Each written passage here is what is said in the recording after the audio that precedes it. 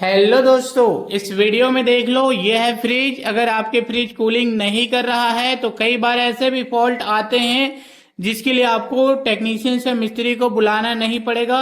बिल्कुल फ्री में ही आसान तरीके से अपने फ्रिज की प्रॉब्लम सॉल्व कर सकते हैं, वो भी बिना किसी बड़ी टेक्नीशियन टूल्स के। मैं इस वीडियो में बहुत सिंपल तरीका और बिल्कुल ही आसान तरीका दिखाने वाला हूँ। तो ये है फ्रिज। फ्रिज के अंदर फ्रीजर में बर्फ नहीं जम रहा है, बिल्कुल कूलिंग नहीं कर रहा, लेकिन लाइट जल रहा है। तो कैसे आपको चेक करना है स्टेप बाय स्टेप हम आपको इस वीडियो में दिखाने वाले हैं।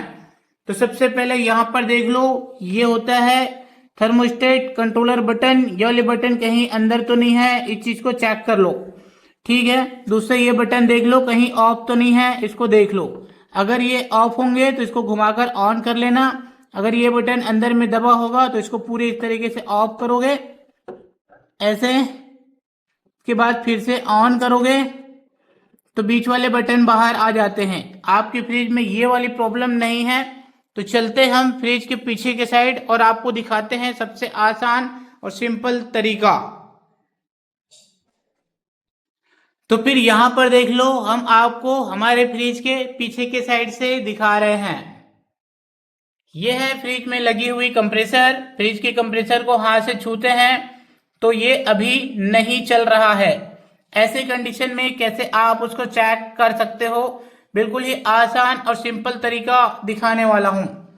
तो उसको चेक करने के लिए सबसे पहले बिजली की बोर्ड से फ्रिज वाले स्विच ऑफ कर देंगे और यहां से प्लग निकाल देंगे। ये देखिए मैंने प्लग निकाल दिया है। उसके बाद हमको करना ये है, ये देखिए यहाँ पर लगे हैं, ये है रिले और ये है OLP। कई बार ऐसा होता है कि दोनों में से कोई एक आध पार्ट भी खराब हो जाए, तब भी हमारे फ्रिज की कंप्रेसर नहीं चलता है। और कंप्रेसर नहीं चलने की वजह से हमारे फ्रिज में कूलिंग नहीं होता है। तो ऐसे में आप कैसे इसको बिना किसी टेक्नीशियन टूल के चेक कर सकते हो, उसके लिए सिंपल आपको लगेगा एक टेस्टर। जी, इसी टेस्टर से कैसे चेक करोगे मैं आपको इस वीडियो में दिखाने वाला हूं। देखिए, तो यहाँ पर किसी भी पार्ट को खोलने से पहले एक बार हम फोटो खींच लेते हैं ताकि बाद में लगाने में कोई भी दिक्कत या कंफ्यूजन नहीं हो। तो मैं यहाँ से फोटो खींचने के बाद ये दोनों पार्ट अलग निकाल देता हूँ। ज्यादातर प्रॉब्लम इन्हीं दोनों पार्ट में से किसी एक में आ जाता है। कंप्रेसर भी खराब होता है लेकिन बहुत कम। सबसे ज्यादा प्रॉब्लम ये दोनों पार्ट में ही आ जाते हैं, जिसके कारण से हमारे फ्रिज में लगे कंप्रेसर नहीं चलता है और हमारे फ्रिज कूलिंग नहीं करता है। तो चलिए मैं आपको इस वीडियो में चेक करने का आसान तरीका दिखाने वाला हूं, वो भी सिंपल एक टेस्टर की मदद से। तो फिर यहाँ पर देख लो, हम इसमें लगे दोनों पार्ट को पहले अलग अलग निकाल देते हैं। ये देखिए हमने अलग अलग निकाल दिया। अब हम यहाँ पर सबसे पहले इसमें चेक करेंगे कि पावर सप्लाई आ रही है कि नहीं। तो फिर यहाँ पर देख लो, हम एक छोटे से तार का यूज कर रहे हैं। ये है एक वायर और ये है एक टेस्टर। हम इस टेस्टर के इस वाले भाग में एक छोटी सी तार लपेट देते हैं। ये देखिए, तो मैंने इस तरीके से टेस्टर में एक छोटे से तार लपेट दिया। अब ये हमारे पास बन गए 2 पॉइंट, एक ये है और एक ये वाला। अब हमारे पास यहाँ पर 2 पॉइंट है, इन दोनों पॉइंट को चेक करेंगे। चेक करने के लिए किसी भी एक पॉइंट में हम टेस्टर को इस तरीके से लगा देते हैं और दूसरे वाले साइड पे वायर को ऐसे लगा देते हैं। ये देखिए, अब मैं कुछ इसी तरीके से इसको नीचे रख देता हूं, आप देख सकते हो।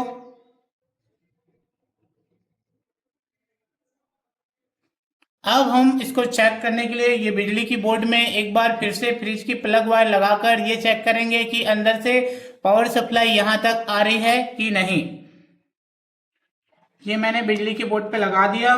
स्विच ऑन करता हूं। ऑन करते ही हम ध्यान से देखते हैं तो यहाँ पर हमारा टेस्टर जल रहा है। इसका मतलब पावर सप्लाई आ चुका है। और टेस्टर नहीं जलेगा तो अंदर फ्रिज के थर्मोस्टेट वगैरह में पावर सप्लाई की प्रॉब्लम है, ऐसे हम चेक कर सकते हैं।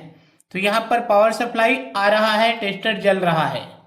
तो फिर से स्विच ऑफ करते हैं, बिजली की बोर्ड से प्लग वायर अलग निकाल देते हैं। ये देखिए, अब यहाँ से हमने ये चेक कर लिया कि हमारे फ्रिज की पावर सप्लाई तो यहाँ तक आ चुका है। ठीक है, यहाँ से हम इस वायर को निकाल देते हैं।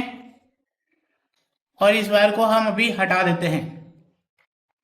अब हम इसमें ये चेक करते हैं कि इसमें करंट कौन से पॉइंट पर आ रहा है, पहले हम वो चीज चेक कर लेते हैं। तो उसको चेक करने के लिए बिजली की बोर्ड में फिर से हम प्लग वायर लगा देंगे, स्विच ऑन करते हैं और यहां से करंट चेक करते हैं। तो हमारे इस वाले पॉइंट में करंट आ रहा है, ये देखिए, ठीक है। इसके बाद हम फिर से एक बार बिजली की बोर्ड से प्लग वायर निकाल देते हैं, स्विच ऑफ कर देते हैं। अब हम यहाँ पर चेक करेंगे बारी बारी ये जो दोनों पार्ट है इसको, क्योंकि इनमें से कोई एक पार्ट खराब हो जाता है जिसकी वजह से हमारे फ्रिज की कंप्रेसर नहीं चलता है और कूलिंग नहीं करता है, ठीक है। तो इसको चेक करने का काफ़ी सिंपल तरीका दिखाने वाला हूँ। तो हमने अभी चेक किया कि हमारे इस वाले वायर में करंट आ रहा है, ठीक है। अभी हम इस टेस्टर में एक छोटे से तांबे का तार का टुकड़ा को छील दिए हैं और ये सामने साइड में इस तरीके से लपेट देता हूं, ये आप देख सकते हो। अब ये तार यहां से गिरे नहीं, इसीलिए मैं इसमें थोड़े से टैप लगा देता हूं।